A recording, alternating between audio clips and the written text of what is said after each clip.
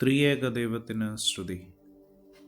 ഇന്ന് വലിയ നോമ്പിൻ്റെ 18-ാമത്തെ ദിനം. കാൽവറിയിലേക്കുള്ളതായ നമ്മുടെ യാത്രയുടെ 18-ാമത്തെ ചവിട്ടുപടിയും നാം ചവിട്ടിക്കഴിഞ്ഞു. ഇനിയും നമ്മുടെ യാത്രകൾ ശരിക്കും തുടങ്ങേണ്ടതായിട്ടുണ്ട്. അത്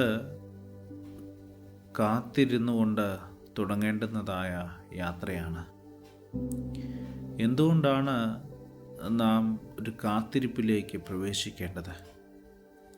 നോമ്പ് നമ്മെ ക്ഷണിക്കുന്നത് ക്രിസ്തുവിനെ കാത്തിരിക്കുവാനായിട്ടാണ്.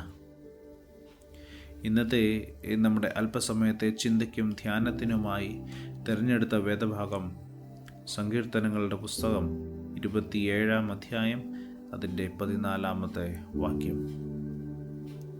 Psalm 27:14. യഹോവയെങ്കിൽ പ്രത്യാശ വയ്ക്കുക, ധൈര്യപ്പെട്ടിരിക്കുക, നിന്റെ ഹൃദയം ഉറച്ചിരിക്കട്ടെ. അതേ, യഹോവയെങ്കിൽ പ്രത്യാശ വയ്ക്കുക. ഈ വലിയ നോമ്പിൻ്റെ 18-ാമത്തെ ദിവസം നമ്മെ കാത്തിരിപ്പിൻ്റെ ആത്മീയ പാഠത്തിലേക്ക് നയിക്കുകയാണ്.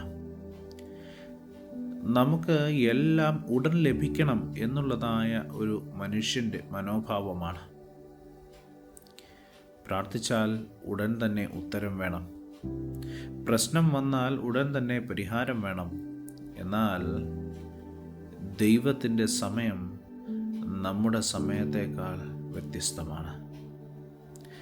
കാത്തിരിപ്പ് ദൗർബല്യമല്ല, അത് വിശ്വാസത്തിൻ്റെ ശക്തിയാണ്. ദൈവത്തിൽ കാത്തിരിക്കുന്നവൻ ഒരിക്കലും ശൂന്യനായി മടങ്ങുകയില്ല.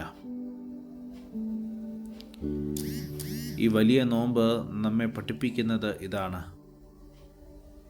ശബ്ദം കുറച്ച് അവൻ്റെ ശബ്ദം കേൾക്കാൻ, ഓട്ടം നിർത്തി അവൻ്റെ സമയത്തെ വിശ്വസിക്കുവാൻ, ആശങ്ക അകറ്റി പ്രത്യാശ പിടിച്ചു പിടിക്കാൻ ഇന്ന് ഒരു ആത്മപരിശോധന നടത്താം. പ്രിയരേ, ഞാൻ പ്രാർത്ഥനയിൽ സ്ഥിരതയുള്ളവനാണോ? ഉത്തരം വൈകുമ്പോൾ ഞാൻ നിരാശനാകാനുണ്ടോ? അല്ലെങ്കിൽ ദൈവം പ്രവർത്തിച്ചുകൊണ്ടിരിക്കുന്നു എന്ന വിശ്വാസത്തിൽ നിലകൊള്ളുന്നുണ്ടോ?